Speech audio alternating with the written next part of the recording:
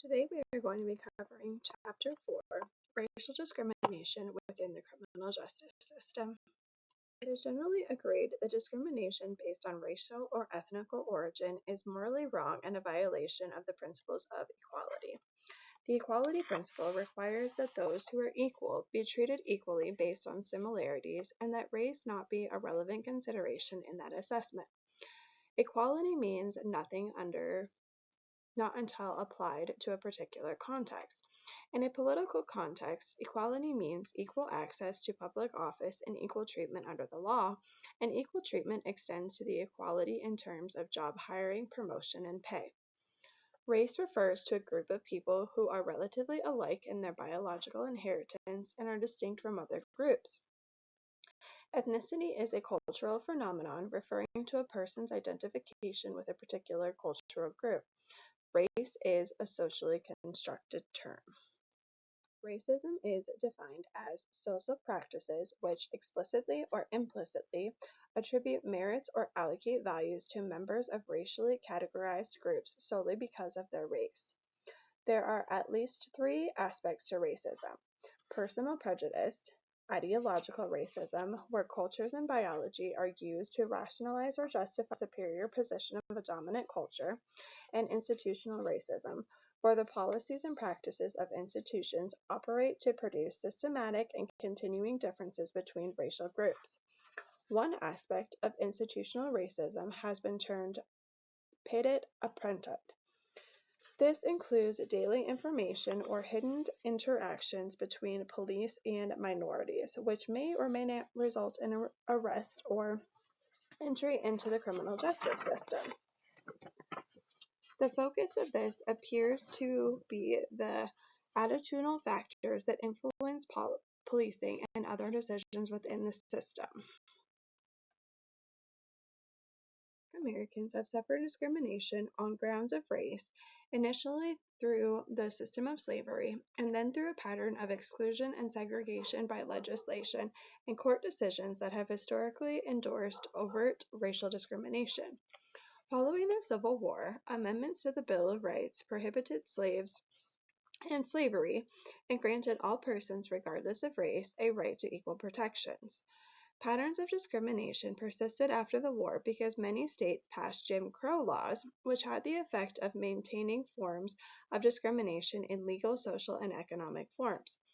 The doctrine of separate but equal was applied to keep races separate. In terms of Black incarceration, while the 1890 census revealed the disproportionate number of Black people in prisons, white people perceived that this only was proving the criminality of Black people and did not recognize any pattern of racial disparity. The association between Blackness and criminality framed the debate over civil rights laws between Southern Democrats portraying segregation as the maintenance of laws and ordered or argued for more resources to curb increased Black lawlessness.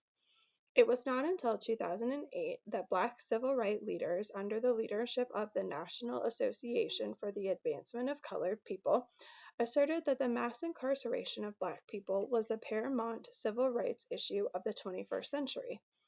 During the 20th century, legal rights were accorded to Black Americans and have been protected by the courts. In the landmark case of Brown versus the Board of Education, the U.S. Supreme Court struck down the separate but equal doctrine, and the Civil Rights Act passed in the mid-20th century that attempted to restate and reinforce a policy against segregation. The history of Latinos in the United States has been one of the contentions with the Anglo-American culture. Law enforcement practices in the criminal justice system have been shown to collaborate in discrimination against Latinos in the form of police harassment of Mexican Americans. Issues affecting Mexican Americans may differ from those that are impacting Puerto Ricans, Cubans, or immigrants of Central America. American Indians, Alaska Natives, or Native Hawaiians are the only indigenous groups in the United States. These groups suffer economic, educational, and social stereotyping, which is revealed in their treatment by the criminal justice system. Is there racial discrimination in the criminal justice system? One report suggests that racial discrimination does occur at some points within the criminal justice system. A 1991 report of the Independent Commission of the Los Angeles Police Department, also called the Christopher Commission, found that there was excessive use of force by LAPD officers and that this was compounded by racism and bias. In another report, a panel of judges, attorneys, and law professors found that there are two justice systems at work in the courts in the state of New York, one for whites and a very different one for minorities and the poor. The panel found inequalities, disparate treatment, and an injustice based on race. One method of determining whether racial discrimination exists within the United States criminal justice system is to examine the major decision points with state and federal criminal justice systems. This approach draws a distinction between the systemic discrimination and acts of discrimination that occur at decision points. Most researchers agree that discrimination is not systematic. Scholars who believe systematic racial bias exists in the criminal justice system argue that prior studies have assessed discrimination at a single stage in the system and have an ineffectiveness in detecting potential discrimination at other stages. Data collection procedures made official statistics on race and crime unreliable and distort any analysis derived from them. Scholars critically focus on decision points because it fails to take into account the broad social context in which patterns of racial discrimination are located. It has been argued that any discrimination within the criminal justice system should be considered separated from the adult system for two basic reasons. First, a high level of discretion is permitted in the juvenile justice system, and this may tend to produce more discrimination. Second, because most adult offenders begin their contact with the adult system through the juvenile system, characteristics acquired in the juvenile justice system may influence their treatment within the adult system. Studies suggest evidence of direct or indirect discrimination against minorities or a mixed pattern of bias in the process of juveniles through the system. The significant racial disparities in the juvenile justice system can be identified by looking at various decision points within the system as follows. The referral rate for delinquency cases involving Black youth was about 3 times the rate for white or Hispanic youth. Cases were more likely to be petitioned for formal processing for Black youth than white or Hispanic youth. Once petitioned, cases involving Black youth were less likely to be adjudicated than cases involving a white or Hispanic youth, and slightly more likely to be waived to criminal court than white or Hispanic youth. Once adjudicated, cases involving Black or Hispanic youth were more likely to result in residential placement than cases involving white youth. Conversely, adjudicated cases involving white or Hispanic youth are more likely to result in probation than cases that involve Black youth. Race is a relevant factor in the juvenile justice system not only for Black but also for Latino or American Indigenous youth. That explains the overrepresentation of minorities in the juvenile justice system. It may be an outcome of the combination of the organizational concept of loose coupling and the focal concerns approach. The focal concerns perspective argues that judges' sentencing decisions are affected by 3 major focal concerns: a desire to protect the community from dangerous offenders, a desire to impose a sentence that can be regarded as just in light of a blameworthiness of the offender, or a desire to avoid negative social consequences. Judges employ a perceptual shorthand in decision making. According to the notion of loose coupling, each juvenile justice system comprises multiple actors and agencies with decision-making powers. These actors collectively constitute a set of bureaucracy, each applying separate spheres of knowledge to a case. Racial origins may sometimes influence police decisions about making an arrest. In the case of suspected juvenile offenses, police officers may take into account a juvenile's demeanor in deciding whether to make an arrest or not. Differential police deployment in communities, such as with hotspot policing, intended to target common locations for criminality, is an example of how police choose where to allocate their resources. One study of police examined 614 police suspect encounters. About 18% of the white officer suspect encounters ended in arrest, compared to 15% of the black officer suspect interactions. Male and juvenile suspects were significantly more likely to be arrested than female or adults. Police were significantly more likely to arrest a black suspect than a white suspect. Showing disrespect to the police increased the likelihood of the arrest. Interactions involving black officers and black suspects were significantly more likely to result in an arrest than interactions regarding a black officer and a white suspect. Interactions between police and black youth may be guided by neighborhood culture in the form of the code of the street. This code is a set of belief that gives paramount importance to establishing and maintaining respect on the streets through a demeanor that expresses toughness and violence. Why have police in many states prioritized drug enforcement as a police function and engaged in repeated traffic stops to conduct drug searches? Some commentators have argued that the Comprehensive Crime Act of 1984 has been the cause of this high ranking enjoyed by drug enforcement. This act permitted local police agencies to retain the proceeds from assets seized in drug enforcement activity, whenever federal and local police cooperated with an investigation. The question of whether the exercise of wide prosecutor discretion produces discrimination has also been investigated. Prosecutors are empowered to do three things: charge, not to charge, or to change charges. One analysis shows that cases against Black people and Hispanic people were significantly more likely to be prosecuted than cases against white people. A number of studies have concluded that white defendants are offered plea bargains more frequently and obtain better deals than minorities.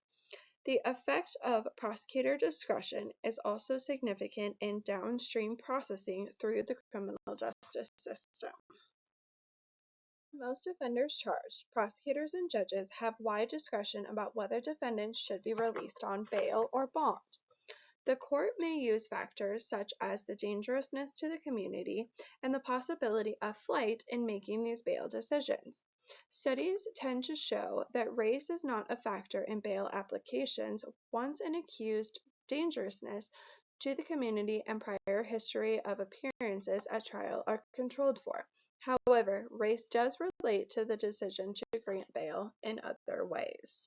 Historically, laws have tried to entrench racial discrimination into the jury selection process. In Strouder versus West Virginia, the court struck down a statute that limited jury service to white men on the grounds that it violated the 14th Amendment of the Constitution. Since the mid-1930s, Supreme Court rulings on jury selection issues has made it difficult for court cases to practice racial discrimination in jury selection. Prosecutors and defense attorneys are able to use preemptory challenges to excuse potential jurors without identifying any cause or explanation, and without any accountability to the court. It is possible to deploy preemptory challenges in the practice of racial discrimination within a jury selection. Convictions. Black people tend to be convicted less than white people. There is no consistent evidence to exist of racial discrimination at the point of a criminal conviction. It is at the point of sentencing that racial disparities appear. Sentencing is the end point of a series of actions through the criminal justice process. Sentencing decisions are inevitably influenced by several things: police arrest decisions, prosecutors' discretionary decisions, whether bail was granted pre-trial, the pre-sentence investigation completed by the probation office, and sentencing recommendations that come from numerous stakeholders within the system.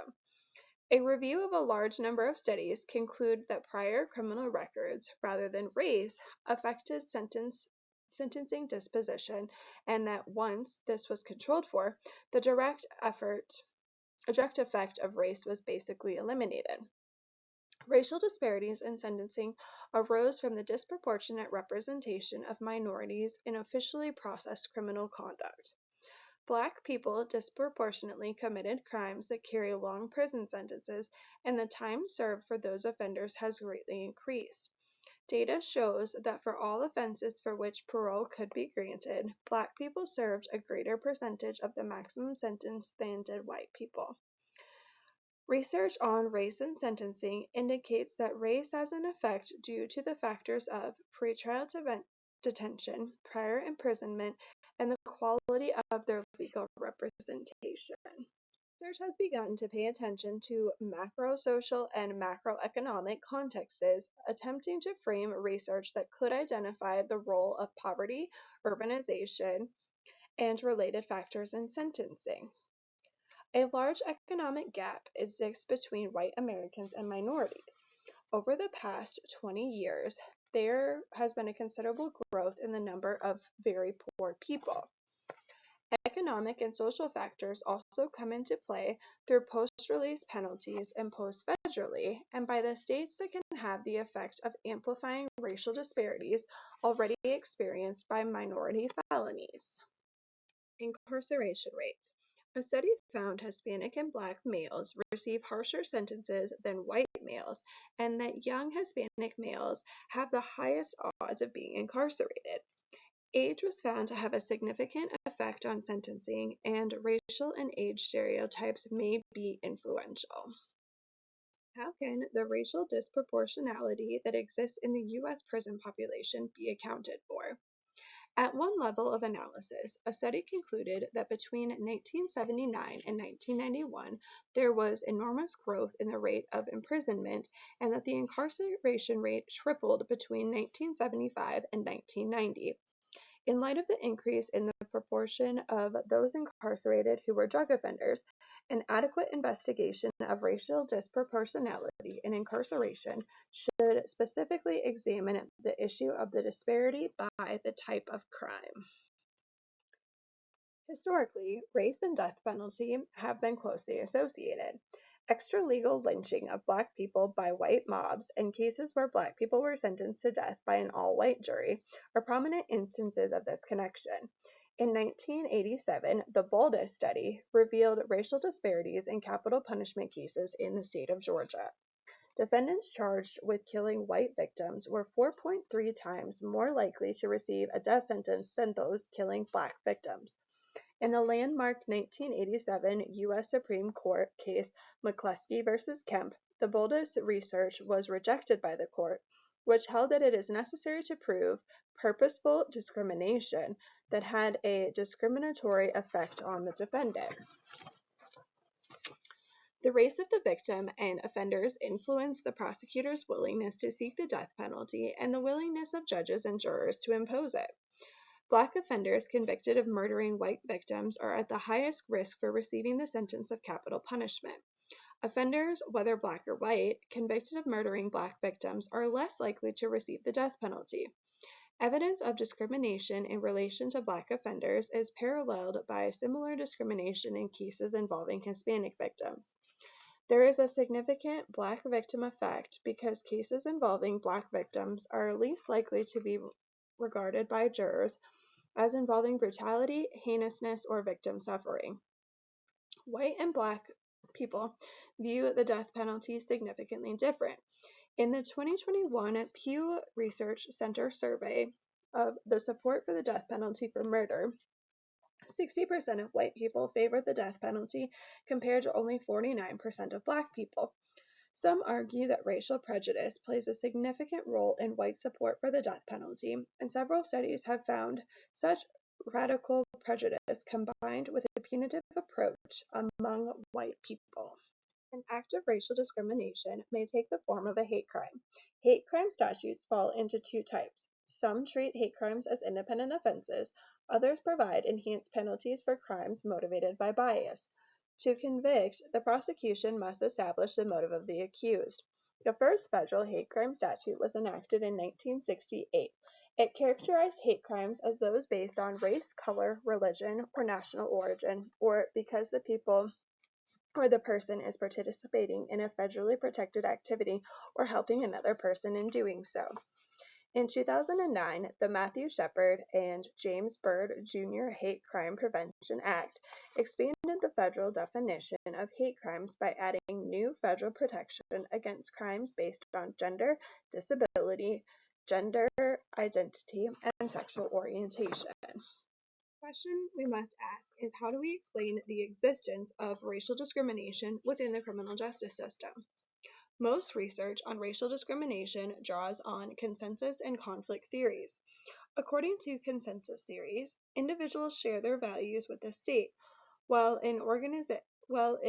which is organized to protect the interactions of the interests of society and employs criminal law as an instrument of protection. Punishment is based on rational factors such as the seriousness of the offense or prior convictions. Conflict theorists perceive society as comprising groups with conflicting values, with the state organized to represent the interests of the powerful ruling class. Criminal law is viewed as an instrument of protection for the powerful and elite, and punishment is based on non-rational factors that include race or social class. Laws concerning vagrancy help to illustrate conflict theory. Being a vagrant is defined as simply occupying public space without resources and with no clear purpose for being there. It is argued that only the poor engage in vagrancy, and making vagrancy a criminal act and enforcing laws against it are attempted by the powerful to control the poor. Conflict theory argues that the larger the size of the minority population, the greater the perceived threat of crime, and therefore more punitive the effort is needed to discourage the possibility. In reviewing the applicability of conflict theory to instances of police brutality involving minorities, Malcolm Holmes and Brad Smith argue that police and minorities should be viewed as distinct groups that are dynamically and intrinsically opposed, and that police brutality is an outcome and a symptom of that relationship. Each group stereotypes the other. The police see the minority as a criminal threat, and minorities regard police as racist and authoritarian. Emotional responses are significant factors in intergroup dynamics. Minority and police conditioned to distrust or fear each other. It is suggested that police use brutality against minority, and this has little to do with cognitive, rational decision making, but rather is an outcome of emotional responses and prior stereotyping. It is a normal byproduct of intergroup relations. A further theoretical explanation for racial discrimination argues that there is a symbolic aspect of social conflict which drives crime control. Two factors to map the impact of the war on drugs on the Black incarceration rates: the enormous increase in the number of drug arrests, and Black people accounting for an increased proportion of those arrests.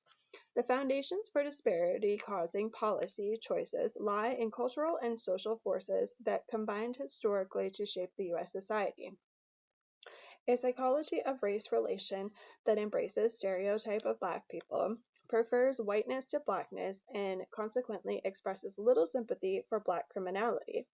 A 300-year-old practice of white subordinates of Black people. The Republic Southern strategy that replaces explicit racial terminology by code words that, while seemingly neutral, in fact, reflected continuous white subordination of Black people. Long-standing white self-interest has meant unconscious support for programs and policies that sustain white dominance. Tunry argues that when one mechanism for maintaining white dominance ends, it is only replaced by another. This has been the effect of the criminal justice policies, as this is not necessarily their conscious intent, and Tondre points out that the influence is deeply embedded social forces that operate to serve the interests of our white Americans. There are two distinct models of law enforcement, one white and one Black. Racial tracking is the outcome of the actions and the views of the American public and of the policymakers who give tacit consent into its operation and its continuance. Why have policymakers failed to act? The U.S. Supreme Court has perpetuated racial disparities in the decision-making by consciously applying a colorblind jurisprudence. In regards to Congress, concerns about racial tracking has been raised, but it is generally proved impossible to achieve reform. After the 1960s, controlling crime was reconfigured to be a problem concerning all, not one disproportionately affecting minorities. Black people were sidelined as the victims of a radicalized justice system in favor of women, children, and elderly. The politics of crime control focused largely on incarceration, particularly of drug offenders, in the federal government through enforcement grant programs that promoted and encouraged more criminalization and more incarceration. Factors that may explain racial disparities in the criminal justice system. The American belief in individual responsibilities for one's actions, daily reminders from the news media, and informant generality of the Black criminality. The media's perpetuation of racial stereotypes of Black males, and a public perception that maintains a quote unquote tough on crime approach and subordinates all the other considerations to this perspective that include a radicalized justice system.